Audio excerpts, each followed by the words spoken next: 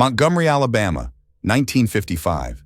The air was thick with the scent of magnolias and the unspoken rules that governed every step James Carter took. At 24, James was a mechanic's apprentice at Wilson's Auto Shop on Dexter Avenue, a black-owned business that barely scraped by under the weight of Jim Crow laws. His hands, calloused and stained with grease, could fix any engine, but they couldn't fix the world he lived in. Every morning, he walked past the whites-only diner where his mother, Clara Carter, had once worked as a cleaner before arthritis claimed her strength. Clara's stories of scrubbing floors while white patrons spat at her shadow were James's inheritance, a reminder that his name, Carter, carried no weight in a city where skin color was a sentence. On December 1st, 1955, James heard the news that would change Montgomery forever. Rosa Parks, a seamstress and secretary for the local NAACP, refused to give up her seat on a city bus to a white man. She was arrested, her name whispered in every black household that night. James knew Rosa from church, Dexter Avenue Baptist, where a young pastor named Martin Luther King Jr.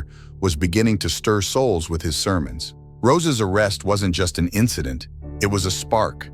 By December 5th, the Montgomery bus boycott began, and James found himself at the heart of it. The boycott wasn't glamorous. It was blisters from walking miles to work, carpools organized in secret, and the constant threat of violence.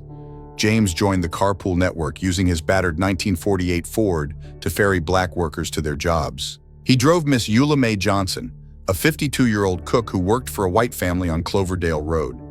Eula Mae's stories kept James grounded.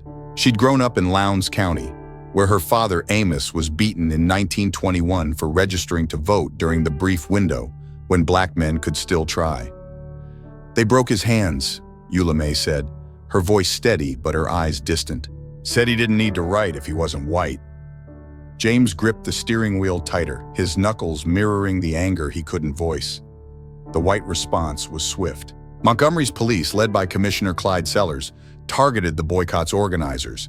James's friend Fred Gray, a 25-year-old black lawyer, represented Rosa Parks and others arrested for their roles. Fred told James about the late-night calls from the Ku Klux Klan, threatening to burn his office on Adams Avenue. "They don't just hate us," Fred said one evening over coffee at the Holt Street Baptist Church, where boycott meetings were held. "They hate that we're organized," James nodded, thinking of the cross burned on his neighbor's lawn the week before. By February 1956, the boycott had stretched into its third month. James's savings were gone, spent on gas and repairs for the carpool. His boss, Mr. Wilson, faced boycotts of his own. White customers stopped coming, calling him uppity for supporting the movement.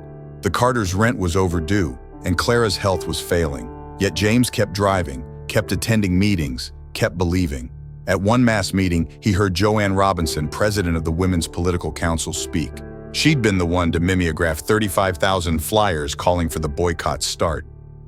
"We are tired," Joanne said, her voice cutting through the crowded church. "Tired of being segregated and humiliated." James felt her words in his bones. The violence escalated. On January 30th, 1956, Dr. King's home was bombed. 2 days later, E.D. Nixon, a Pullman porter and NAACP leader, had his house targeted. James drove past Nixon's home on Jefferson Street the next day, seeing the shattered windows and the crowd of black neighbors standing guard. He wondered if his own small shotgun house on Oak Street would be next. The fear was real, but so was the resolve. By June, the boycott had gained national attention, and the federal courts began to weigh in. On June 5, 1956, a federal district court ruled that bus segregation violated the 14th Amendment. The city appealed, but James felt a flicker of hope. That hope was tested daily. One night in August, James was driving Eula Mae home when a truck full of white men tailed him. Their headlights glared in his rearview mirror, and their shouts, "Nar, you think you're smart?" cut through the humid air. James kept his eyes on the road, his heart pounding. Eula Mae clutched her purse, whispering a prayer. He took a detour through a black neighborhood, losing the truck in the maze of unpaved streets. When he dropped Eula Mae off, she touched his arm. "You're a good man, James. Don't let them take that from you." He nodded, but the weight of her words stayed with him. The boycott lasted 381 days. On December 20th, 1956, the Supreme Court upheld the lower court's ruling, and Montgomery's buses were desegregated. James rode the first integrated bus on December 21st, sitting beside Fred Gray, They didn't speak. They didn't need to. The silence was victory enough, but victory was fragile. James knew the fight wasn't over. The diner on Dexter Avenue still wouldn't serve him. Clara still couldn't afford her medicine, and the name Carter still meant less than the skin it was attached to. Years later, in 1963, James stood in Washington, D.C., listening to Dr. King speak about a dream. He thought of Rosa, Eula May, Fred, and Joanne. He thought of his mother, who died the year before, never seeing a world where her son could sit where he pleased. The dream was beautiful, but James knew it was built on scars. His own hands, still calloused, still greased, were proof of that. Montgomery, Alabama, 1957. The buses were integrated, but the city's heart remained segregated. James Carter, now 26, felt the victory of the Montgomery bus boycott like a half-finished song. He still worked at Wilson's auto shop, where the clang of wrenches was a rhythm he could control, unlike the world outside. The shop was struggling. White suppliers had doubled their prices, and black customers alone couldn't keep it afloat. Mr. Wilson, a wiry man in his 50s with a limp from a Korean War injury, confided in James one evening. "They're punishing us for winning," he said, wiping sweat from his brow. "But we ain't closing. Not yet." James's life had changed in small ways. He could sit at the front of the bus now, but the glares from white passengers were sharper than ever. The diner on Dexter Avenue still had a whites-only sign, unspoken but enforced by the owner's cold stare. And Clara, James's mother, was gone. Her funeral last year draining what little savings he had. Her absence was a wound that ached when he passed her old Bible on the kitchen table, its pages worn from her nightly prayers. The boycott's leaders faced relentless backlash. Dr. Martin Luther King Jr., now a national figure at 28, was a constant target. On May 17, 1957, James attended a prayer pilgrimage for freedom in Washington, D.C., where King spoke to 25,000 people at the Lincoln Memorial. James had saved for weeks to afford the bus ticket, riding with a group from Dexter Avenue Baptist Church. King's words, "Give us the ballot," echoed in James's mind on the long ride back. Voting was a dream Clara had clung to, but in Alabama, poll taxes, literacy tests, and outright violence kept black voters like James at bay. In 1957, fewer than 20% of black Alabamians were registered to vote, and James wasn't one of them. He tried once in 1956 at the Montgomery County Courthouse. The clerk, a white woman with pinched lips, handed him a 20-question test about the Constitution. "Read it aloud," she'd said, smirking. James, who'd left school at 15 to support Clara, stumbled on the third question. "Come back when you're ready," she'd said, knowing he wouldn't. Back in Montgomery, James reconnected with Eula May Johnson, the cook he'd driven during the boycott. Eula May, now 54, invited him to her small home on Heron Street for Sunday supper. Her kitchen smelled of collards and cornbread, and her laughter filled the gaps in James's grief. Over dinner, she introduced him to her niece, Lorraine Harris, a 22-year-old teacher's aide who'd moved from Birmingham. Lorraine was sharp, with a quiet fire in her eyes. She taught at Loveless School, a segregated black elementary school with hand-me-down textbooks and no heat in winter. "The kids deserve better," Lorraine said, her voice steady. "But the school board spends 10 times more on white schools. I checked the budgets myself." James admired her courage. She reminded him of Joanne Robinson, whose Women's Political Council still met to push for change. Lorraine became a regular in James's life. They'd meet at church or walk through Oak Park, a rare public space where black families could gather without harassment. But even there, the shadow of racism loomed. In September 1957, the Ku Klux Klan marched through Montgomery, emboldened by the Supreme Court's slow enforcement of desegregation. James and Lorraine watched from her porch as hooded figures paraded down Mobile Street, their torches casting flickering threats. "They're scared," Lorraine whispered. "Scared we're not backing down." James wanted to believe her, but the memory of his neighbor's burned lawn still haunted him. The violence wasn't just symbolic.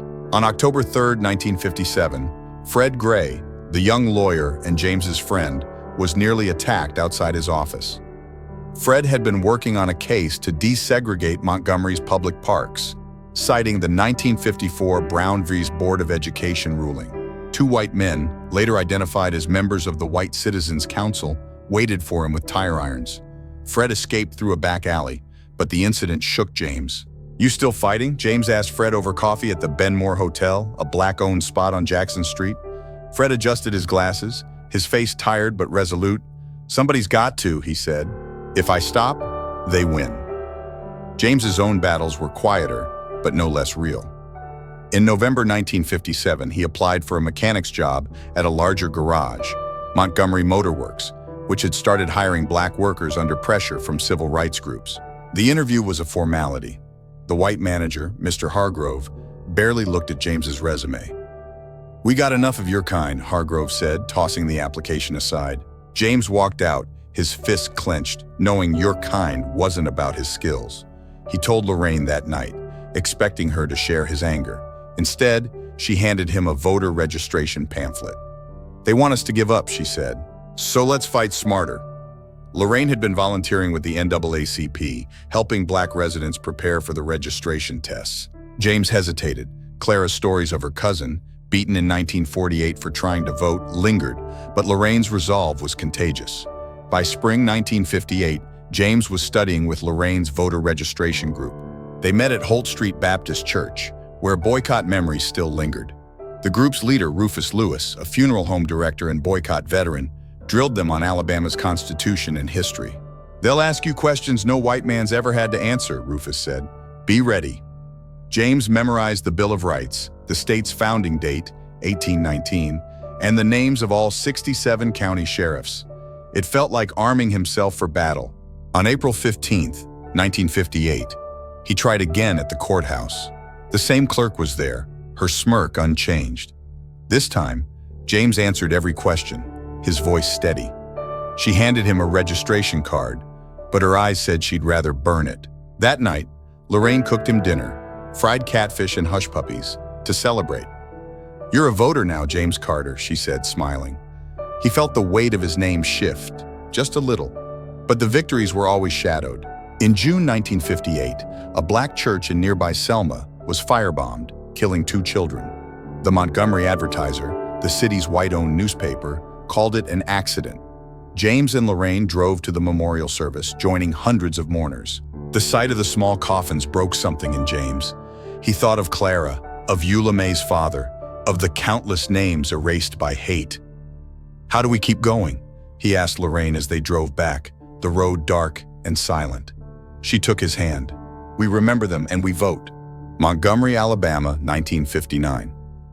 James Carter stood in the cramped living room of his Oak Street home, staring at the voter registration card he'd earned the previous year. It was a small thing, a slip of paper, but it felt like a weapon. At 27, he was no longer the quiet mechanic's apprentice who'd driven carpools during the boycott. The fight had carved lines into his face, and Lorraine Harris, now his fiancée, had given him a purpose sharper than any wrench. But Montgomery's air was heavy with resistance. The city's white leaders, backed by the White Citizens Council and the Klan, were digging in, and every step toward equality came at a cost. Wilson's auto shop was on its last legs. By January 1959, white suppliers had cut off credit entirely, and Mr. Wilson's savings were gone. James worked longer hours, often for free, to keep the doors open. "You don't have to stay, mister," Wilson told him one evening, his voice rough with fatigue. "You're young. Go north, Chicago maybe." James shook his head. "This is home," he said, thinking of Clara's grave in Lincoln Cemetery, of Lorraine's smile, of the kids at Loveless School who called him Mr. James when he fixed their bikes. Leaving felt like surrender. Lorraine was his anchor. She'd been promoted to a full-time teacher at Loveless School, earning $2,200 a year, half what white teachers made for the same work. She spent her evenings with the NAACP, organizing voter drives and tutoring black adults for the registration tests. James joined her when he could, though the auto shop's demands left him drained. One night in March 1959, they hosted a study group at Eula May Johnson's home on Heron Street. 10 people crowded around Eula May's dining table, their faces lit by a single lamp. Among them was Robert Lee, a 34-year-old janitor who'd been fired from his job at the state capitol for attending a boycott meeting in 1956. Robert's hands shook as he practiced reading the 14th Amendment. "They'll fail me anyway," he muttered. Lorraine knelt beside him. "They want you to think that," she said. "Keep going."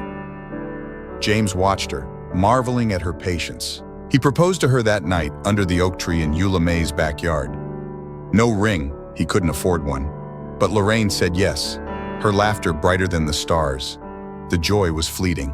On April 25, 1959, Mac Charles Parker, a black man accused of raping a white woman, was lynched in Poplarville, Mississippi, just 200 miles from Montgomery. The news hit James like a blow. Parker, 23, had been dragged from his jail cell by a mob, beaten, and shot. The FBI investigated, but no one was charged. At a church meeting the next week, Fred Gray, still fighting legal battles, read the names of others lynched since 1955. Lamar Smith in Mississippi, George Lee in Tennessee, Emmett Till in Chicago's shadow. "They're telling us we're next," Fred said, his voice low but firm. James felt Lorraine's hand tighten in his. He thought of the truck that had tailed him during the boycott, the men's voices spitting hate. He wondered if his name would join that list. The fear didn't stop them. In June 1959, James and Lorraine joined a voter registration march to the Montgomery County Courthouse, organized by Rufus Lewis and the NAACP. Nearly 200 black residents walked down Mobile Street, their Sunday best pressed and their heads high. James wore his only suit, a hand-me-down from Mr. Wilson. Lorraine carried a sign, "Voting is our right." The police were waiting, led by Sheriff Maxim Butler, a man known for his nightstick's quick swing. Butler's deputies blocked the courthouse steps, their faces hard. "Disperse," Butler barked, his hand on his holster. Rufus stepped forward, calm but unyielding. "We're here to register, Sheriff. That's the law." The standoff lasted an hour, with white onlookers shouting slurs from across the street. James locked eyes with a deputy, a young man no older than him, and saw nothing but contempt. In the end, only 12 marchers were allowed inside, and just 3 passed the test. James and Lorraine weren't among them. Their cards were misplaced, the clerk claimed. That night, James punched a wall in his kitchen, splitting his knuckles. Lorraine bandaged his hand in silence, her touch steadying him. The summer brought more setbacks. On July 4, 1959, a white mob attacked a black family picnicking at Highland Park, a segregated public space. The father, Thomas Brewer, was beaten unconscious while his wife and children hid in their car. James knew Thomas from church, a quiet man who worked as a bricklayer. The Montgomery Advertiser barely covered the story, calling it a disturbance. Lorraine wrote a letter to the editor, signing her name and listing the facts: Brewer's broken ribs, his 10-year-old son's nightmares, the police's refusal to arrest anyone. The paper didn't print it. "Keep writing," James told her, his voice thick with pride and frustration. Lorraine nodded, her pen already moving. By fall, the civil rights movement was gaining momentum, but so was the resistance. Governor John Patterson, a segregationist elected in 1958, cracked down on the NAACP, demanding its membership lists to intimidate activists. Fred Gray fought the order in court, but the state banned the NAACP's operations in Alabama. Lorraine and Rufus shifted their work underground, meeting in basements and backyards. James became a courier, delivering messages between organizers. He drove to Selma, Birmingham, and Tuskegee, his old Ford rattling but reliable. One night in October, he delivered a stack of voter registration guides to Amelia Boynton, a Selma activist who'd later lead the 1965 march across the Edmund Pettus Bridge. Amelia's home was modest, her resolve ironclad. "They can't stop us," she told James, handing him a cup of coffee. "Not if we keep moving." He drove back at dawn, her words echoing. Winter 1959 tested James's faith. Wilson's auto shop closed on November 15th, unable to pay its debts. "Mr. Wilson moved to Detroit, leaving James a toolbox and a handshake. "Your family," he said, his eyes wet. James found work as a janitor at Montgomery High School, a white school where he mopped floors under the principal's watchful eye. The pay was $1.50 an hour, barely enough for rent and Lorraine's wedding savings. He hated the job, the students' sneers, the teachers' silence, but it kept him close to Lorraine, who was planning their spring wedding at Dexter Avenue Baptist. On December 24, 1959, James and Lorraine attended a Christmas service led by Dr. King. The church was packed, the air warm with hope and hymns. King spoke of love, of justice, of a future where names like Carter and Harris carried weight. James held Lorraine's hand, feeling the scars of the year, his lost job, the failed march, the names of the lynched. But he also felt her pulse, steady and strong.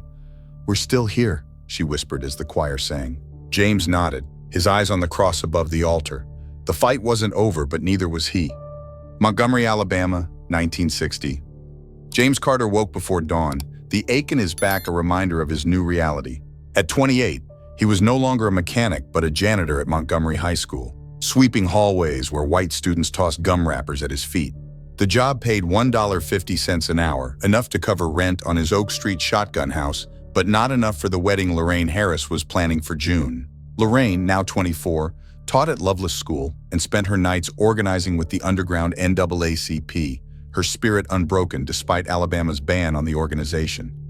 James admired her fire, but he felt his own flickering. The Montgomery bus. Boycott's victory was 3 years old, yet the city's soul remained divided. Separate water fountains, separate schools, separate dreams.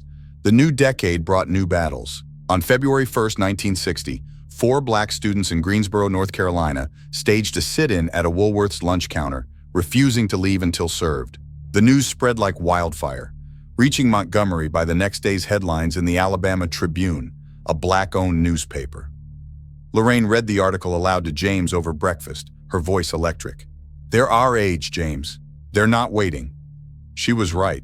The sit-in sparked a wave of protests across the South. In Montgomery, students at Alabama State College, a historically black institution, planned their own action.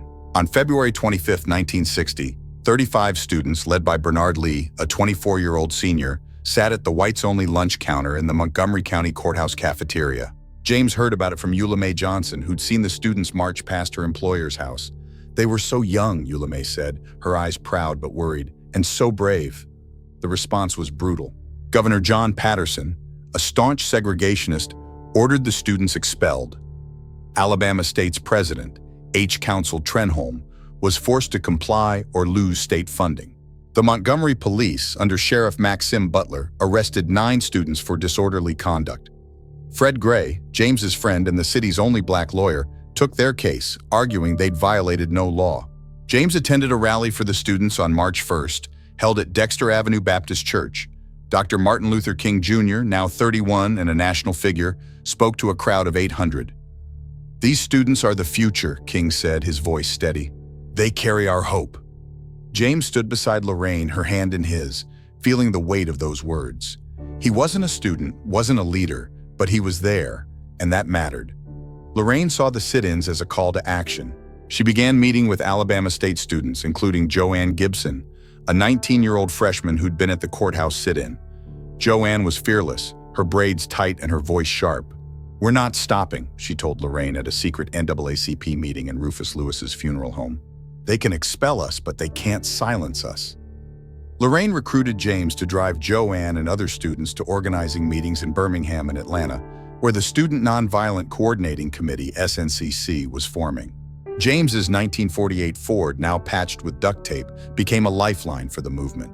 He drove through back roads to avoid police, his heart racing at every headlight in his rearview mirror. One night in April, he drove Joanne to a meeting with Ella Baker, a 56-year-old activist who'd helped found SNCC. Ella's words stuck with James. "It's not about leaders. It's about all of us." He thought of Clara, his mother, who'd scrubbed floors and prayed for a better world. She'd been part of this too, in her own way. The backlash grew uglier. On March 6, 1960, a bomb exploded at Fred Gray's law office on Adams Avenue. No one was hurt, but the message was clear. James helped Fred salvage files from the wreckage, their hands black with ash. "They think this'll stop me," Fred said, his glasses fogged with sweat. "They're wrong." James nodded, but fear gnawed at him. He and Lorraine were planning their wedding at Dexter Avenue Baptist, with Dr. King officiating. What if their names ended up on a Klansman's list? Lorraine sensed his worry. "We're not hiding, James," she said one night, her eyes fierce. "Not now, not ever." She showed him a stack of voter registration forms she'd collected, each one a small act of defiance. James kissed her forehead, his fear easing, but never gone. The summer brought personal milestones amid the struggle. On June 12, 1960, James and Lorraine married in a small ceremony at Dexter Avenue Baptist. Eula Mae baked a 3-tiered cake, and Rufus Lewis gave them a set of engraved glasses as a gift. 3. King's blessing was simple. Love is stronger than hate. James wore a rented tuxedo, Lorraine a white dress she'd sewn herself. The reception was at the Benmore Hotel, where black couples could dance without fear. For one night, James forgot the world outside, the sneers at Montgomery High, the threats to Fred, the students' expulsions. He and Lorraine swayed to Sam Cooke's "You Send Me," her head on his chest. But even that night, reality intruded. A white police cruiser circled the hotel, its lights a silent warning. By fall, the movement was shifting. The sit-ins had spread to 70 cities, and Montgomery's black community was organizing again. Lorraine and Joanne planned a voter registration drive for November, targeting black neighborhoods like Centennial Hill and Smiley Court. James took a second job delivering groceries for a black-owned market to fund the drive's flyers. He worked 16-hour days, his body aching but his resolve firm. On October 19, 1960, Dr. King was arrested in Atlanta during a sit-in at Rich's department store. The news shook Montgomery. King was sentenced to 4 months in a Georgia prison. James and Lorraine joined a prayer vigil at Holt Street Baptist Church, where 1,200 people gathered. "They want to break him," Lorraine whispered, her voice trembling. "But they won't." King was released a week later, thanks to a call from John F. Kennedy, then a presidential candidate. James didn't trust Kennedy's motives, politics, not justice, but Lorraine saw hope. "People are watching now," she said. "That's something." November's voter drive was a grind. James and Lorraine knocked on doors, facing apathy and fear. One woman, Miss Clara Mae Turner, a 60-year-old laundress, refused to register. "They burned my brother's house in '52 for trying," she said, her hands trembling. James thought of Eula Mae's father, his hands broken for the same dream. "We're stronger now," he told Miss Turner, echoing Lorraine's words. She didn't sign up, but she took a flyer, her eyes soft with possibility. By Election Day, they'd registered 87 new voters, a drop in the bucket, but each name felt like a brick in a new foundation. As 1960 ended, James stood on his porch, Lorraine beside him. The stars were bright, but Montgomery's streets were tense. A cross burned on a nearby lawn the week before, and Fred Gray's car had been vandalized. James's janitor job was secure, but his dreams of owning a garage were fading. Yet Lorraine's hand in his was warm, her voter registration files stacked inside. "We're still here," she said, echoing their wedding night. James nodded, his eyes on the horizon. The fight was long, but so was his name's legacy. Montgomery, Alabama, 1961. James Carter stood at the edge of his porch, the morning sun casting long shadows across Oak Street. At 29, he carried the weight of 2 jobs, janitor at Montgomery High School and grocery delivery driver for Jackson's Market, a black-owned store on West Jeff Davis Avenue. The extra income kept him and Lorraine afloat, but it left little time for sleep, let alone the life they dreamed of when they married 8 months ago. Lorraine, now 25, was still teaching at Loveless School, her classroom a sanctuary for black children who faced a world that didn't want them. Her evenings were spent with the NAACP, now operating in secret after Alabama's ban. James admired her strength, but he felt the strain of their shared fight. The Montgomery bus boycott was a distant victory, its promise eroded by a city that clung to segregation like a birthright. The spring of 1961 brought a new spark to the movement. On May 4th, the Freedom Rides began.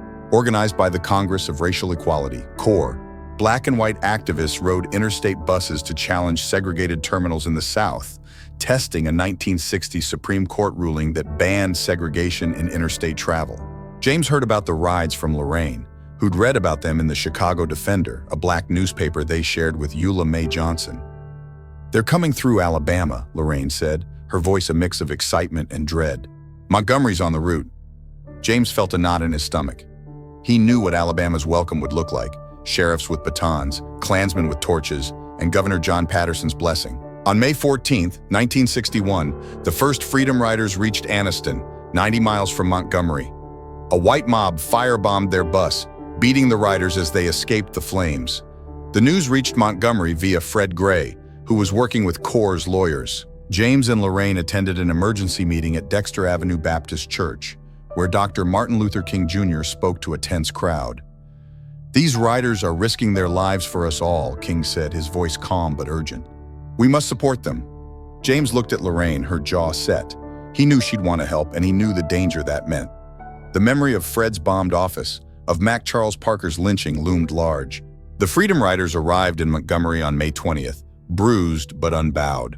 A group of 21 riders, including John Lewis, a 21-year-old SNCC leader, and James Farmer, CORE's 41-year-old director, stepped off a Greyhound bus at the terminal on Lee Street. James and Lorraine were there, part of a small crowd organized by Rufus Lewis to greet them. The welcome was short-lived. A mob of 200 white men armed with pipes and chains descended on the terminal. The police, led by Public Safety Commissioner L.B. Sullivan, stood by as the riders were beaten. John Lewis's skull was fractured. A white rider, James Zwerg, was left unconscious. James pulled Lorraine behind a parked car, his heart pounding as screams filled the air. "We have to do something," Lorraine whispered, her eyes wide. James nodded, but fear rooted him. He thought of Clara, his mother, who died before seeing this violence escalate. Would his name end here, in a pool of blood? The attack lasted 20 minutes before federal marshals, sent by Attorney General Robert Kennedy, arrived. The riders were taken to First Baptist Church on Ripley Street, a black church led by Reverend Ralph Abernathy. James and Lorraine followed, helping distribute water and bandages. Joanne Gibson, the Alabama State student Lorraine mentored, was there, her hands steady as she cleaned a rider's wounds. "They didn't fight back," Joanne said, her voice breaking. "Not once." James thought of Ella Baker's words about collective strength. He wasn't a rider, but he could carry water, could stand guard, could be part of this. The violence didn't end at the terminal. On May 21st, a white mob surrounded First Baptist Church, where 1,500 people, including King, Abernathy, and the Freedom Riders, were holding a mass meeting.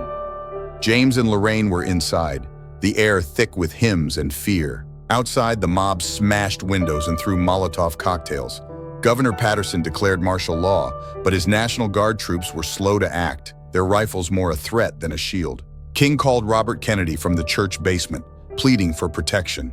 James stood near the door, his body tense, ready to shield Lorraine if the mob broke through. "We're trapped," he whispered. Lorraine squeezed his hand. "We're together," she said. The guard dispersed the mob at midnight, but the message was clear. Montgomery would fight integration to the death. The Freedom Rides galvanized James. He began volunteering with Rufus Lewis's Montgomery Improvement Association, MIA, which coordinated support for the riders and pushed voter registration. Lorraine trained new volunteers, including a 17-year-old named Mary Louise Smith, who'd later be arrested in 1961 for sitting in a whites-only section of a bus. James drove Mary and others to rural counties like Lowndes and Dallas, where black voters faced literacy tests and death threats. One trip in July 1961 nearly ended in disaster. A sheriff's deputy stopped James's car outside Hayneville, claiming a broken taillight. The deputy, a burly man with a Confederate flag pin, searched the car and found voter registration flyers. "You stirring up trouble, boy?" he growled, his hand on his gun. James kept his eyes down, his voice steady. "Just driving, sir." Lorraine in the passenger seat clutched Mary's hand. The deputy let them go, but not before slashing a tire. James changed it in the dark, his hands shaking, the deputy's headlights watching. The summer stretched James thin. His janitor job was grueling. The principal at Montgomery High, Mr. Caldwell, docked his pay for taking a day off to help the Freedom Riders. The grocery deliveries barely covered gas for the voter drives. Lorraine's salary was stretched too, as she bought supplies for her students and the MIA. Yet they kept going. On August 15, 1961, James and Lorraine attended a fundraiser for the Freedom Rides at the Benmore Hotel. Fred Gray introduced Diane Nash, a 22-year-old SNCC leader who'd coordinated the rides after the Anniston attack. Diane's voice was soft but ironclad. "We're not just fighting for seats on a bus, we're fighting for our humanity." James felt her words in his chest. He thought of Eula May's father, his hands broken for daring to vote. He thought of his own hands, calloused but unbroken. By fall, the Freedom Rides had forced the Interstate Commerce Commission to ban segregation in bus terminals, effective November 1, 1961. It was a victory, but Montgomery's terminals stayed tense, with white mobs testing the new rules. James and Lorraine celebrated quietly, sharing a meal with Eula May. "You two are building something," Eula May said, her smile warm. James wanted to believe her, but the scars of 1961, the bloodied riders, the church siege, the deputy's glare, lingered. He looked at Lorraine, her eyes bright with plans for the next voter drive. "We're not done," she said, as if reading his mind. James nodded, his name feeling heavier but not without purpose.